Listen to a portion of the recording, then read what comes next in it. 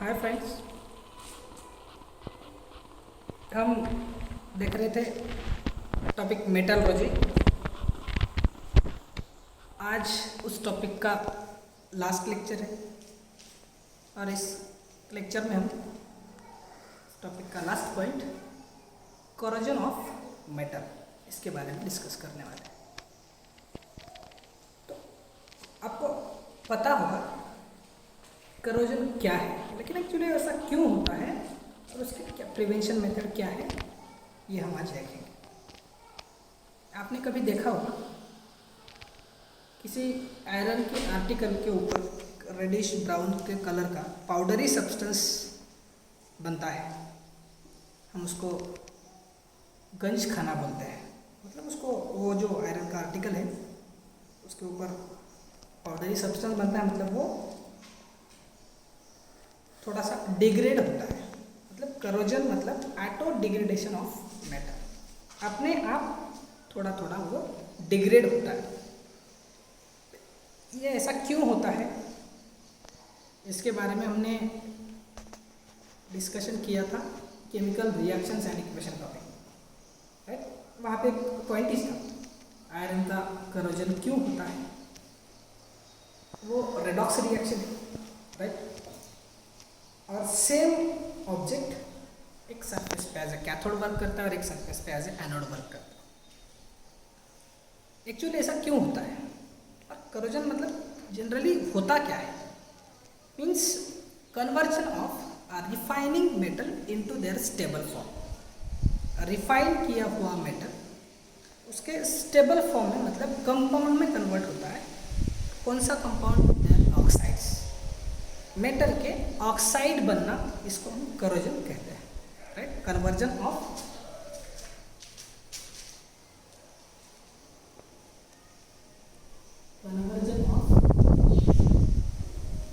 Refining metal into their stable form,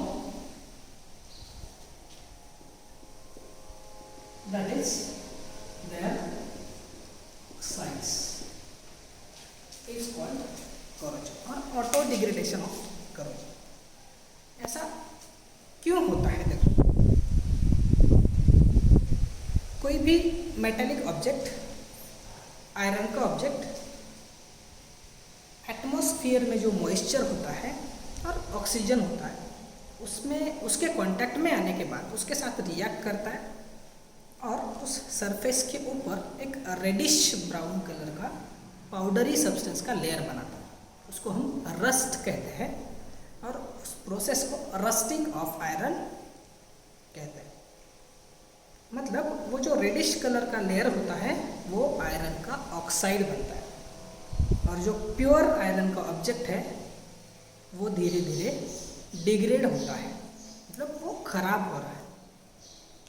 ये जो reaction है वो परमानेंट रिएक्शन है, इसको हम फिर से रिकवर नहीं कर सकते। जिस आयरन के ऑब्जेक्ट का करोजन हुआ है उसको हम रिकवर नहीं कर सकते, it's a permanent change, okay.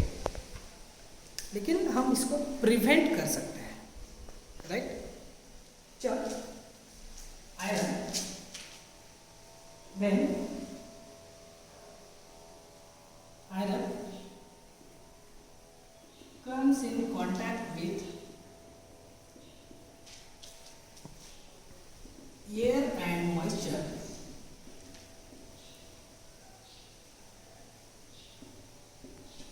reacts with it and forms reddish colored powdery substance on its surface called as rust। rust मतलब ऑक्साइड, आयरन का ऑक्साइड है, आयरन ऑक्साइड। इसको हम फेरिक ऑक्साइड कहते हैं और इसका फॉर्मूला है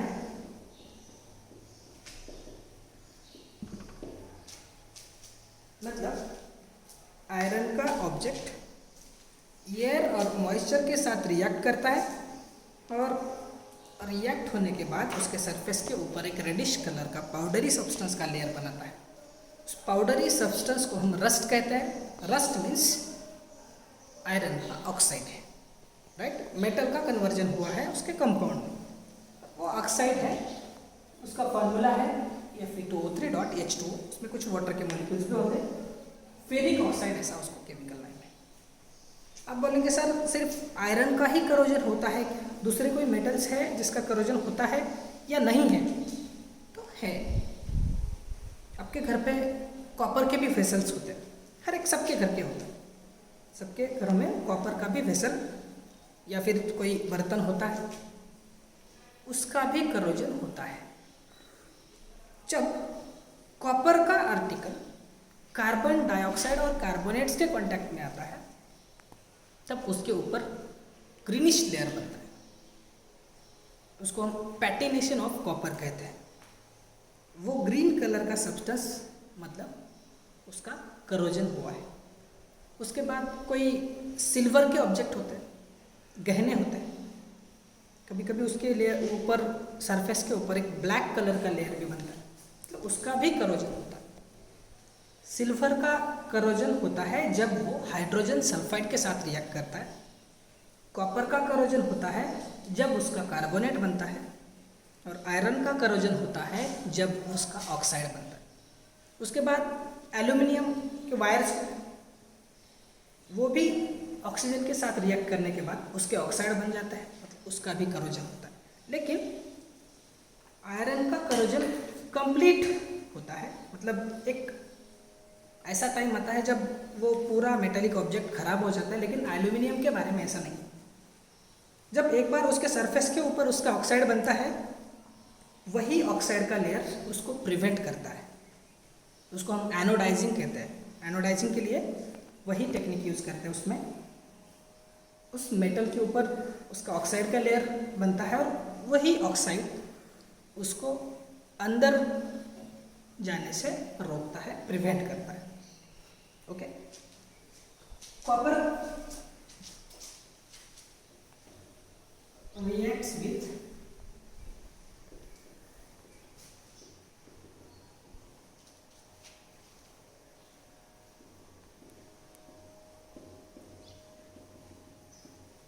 side and forms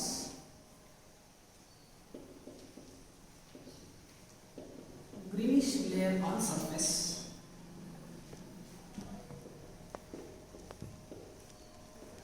called as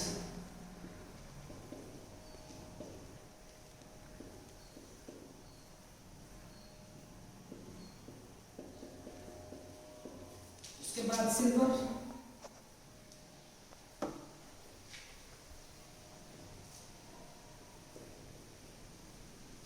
reacts with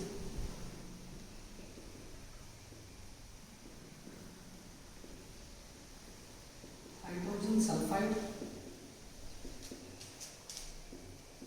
and forms blackish layer on surface.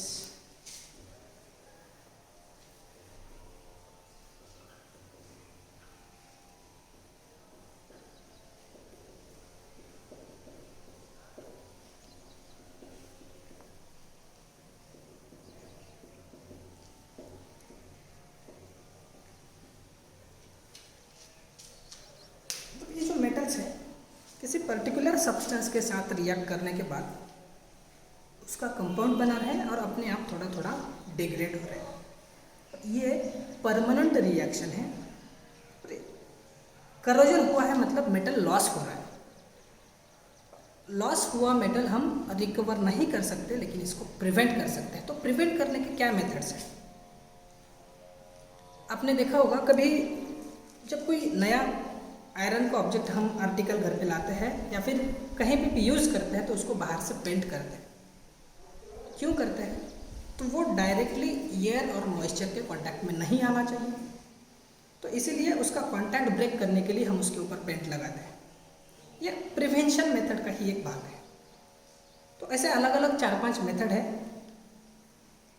मतलब करोजन होने के बाद मेटल को रिकवर नहीं कर सकते, लेकिन हम उसको प्रिवेंट कर सकते। तो क्या मेथड से, कौन से मेथड से हम देखेंगे अभी।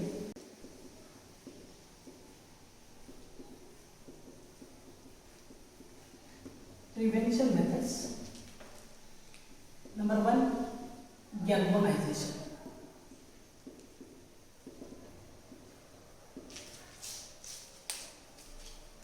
Galvanization is a process in which iron article is coated by zinc. अब क्या होता है, जिंक का कोट उसके ऊपर ऐसे क्या होता है, अगर आप मेटल की रिएक्टिविटी सीरीज देखेंगे तो उसमें जिंक आयरन के ऊपर आता है, right. Lithium, potassium, sodium, calcium, magnesium, aluminium, उसके बाद जिंक और उसके बाद आयरन। मतलब zinc is more reactive than iron. अगर वही जिंक का कोट हम आयरन के आर्टिकल के ऊपर लगा रहे हैं तो आयरन से पहले जिंक उस मॉइस्चर के साथ, एयर के ऑक्सीजन के साथ रिएक्ट करेगा और आयरन करोजन होने से बचेगा। मतलब हम उसको प्रिवेंट कर सकते हैं। जब पूरा जिंक रिएक्ट होगा उसके बाद आयरन रिएक्ट हो सकता है। Okay, in this method,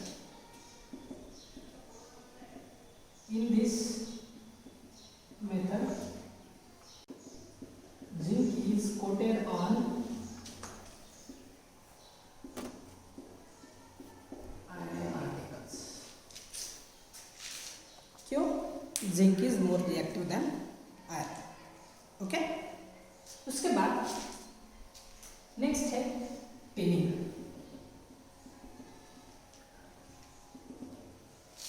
tinning मतलब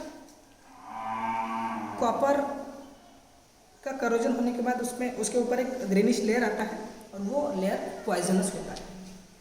अगर किसी कॉपर के, हमारे घर पे जो वेसल्स होते हैं उसके ऊपर ग्रीन लेयर बना हुआ है, मतलब उसका करोजन हो गया है और हम उसको यूज़ कर रहे हैं, या फिर उसमें मिल्क है, करी है, वाटर है और हम वो यूज़ कर रहे हैं, तो हमें डिसीज़ होने की पॉसिबिलिटी होती है। वो मतलब हमारे लिए डेंजरस होता है।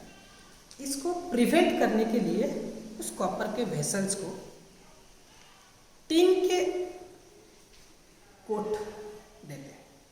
उसको कोट करने के लिए टिन यूज करते हैं। इसको हम टिनिंग कहते हैं, राइट।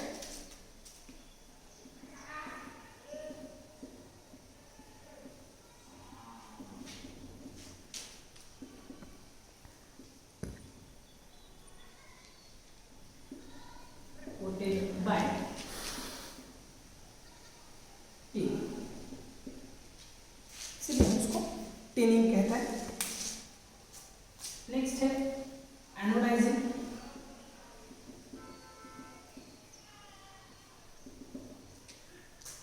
इसमें क्या होता है, देखो,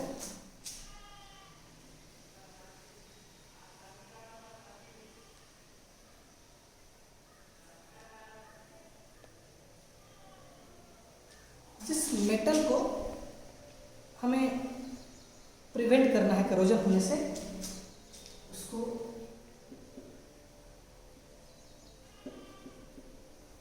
एनोड की जगह पे रखना है और ये जो कंटेनर है वो कैथोड होगा और इसको हम डीसी करंट से अटैच करेंगे। इसमें जो इलेक्ट्रोलाइट होगा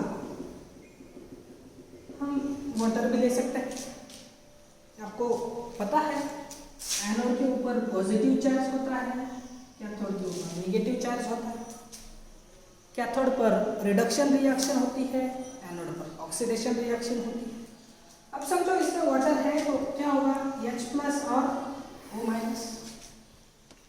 positively charge ions attracted towards cathode, negatively charge ions attracted towards anode.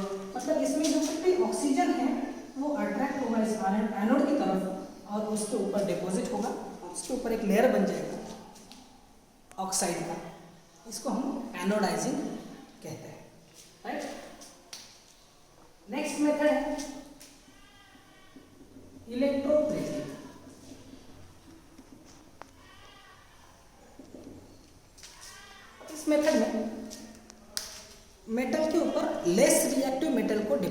हैं उसका कोट लगाते हैं, और इसके लिए इलेक्ट्रोलाइसिस मेथड यूज करते हैं।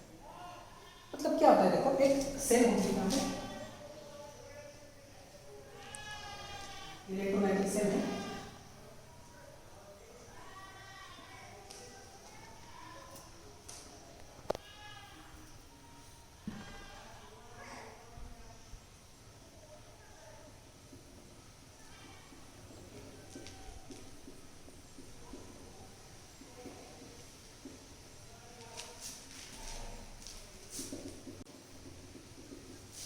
समझो। लेस रिएक्टिव मेटल कौन कौन है? Silver, gold, platinum.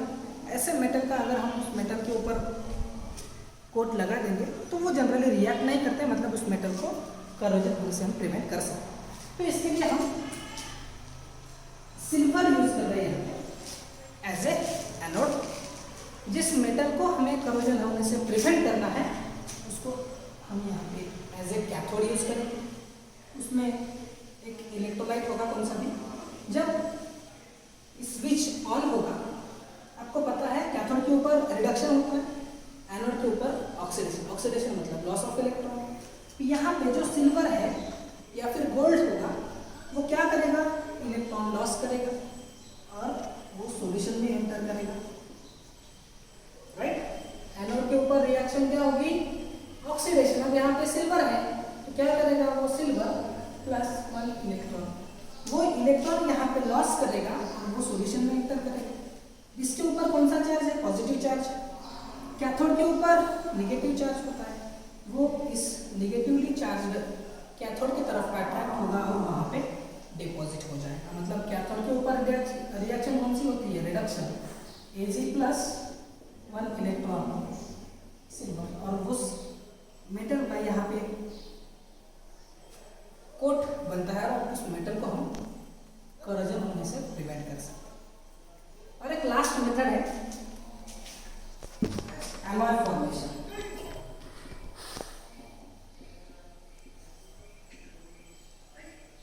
एलॉय मतलब mixture of 2 or more metals and non metals also, right. ये एलॉय क्यों बनाते हैं, या तो करोजन नहीं होना चाहिए, और दूसरी बात उस मेटल की ड्यूरेबिलिटी इंक्रीज होती है, ज़्यादा दिन हम उसको यूज़ कर सकते हैं, वो स्ट्रॉन्ग बनता है, राइट। फॉर एग्जांपल ब्रॉन्ज, ये बनता है 90% कॉपर एंड 10% टी। ये ब्रॉन्ज को यूज करते हैं स्टैचूज बनाने के लिए, पुतला बोलते हैं ना उसको, वहाँ पे ब्रॉन्ज यूज किया जाता है, या फिर मेडल्स बनाने के लिए, राइट। उसमें भी ब्रॉन्ज यूज करते हैं, और ये बनते हैं कॉपर और टिन मेटल को मिक्स करने के बाद। दूसरा है ब्रास,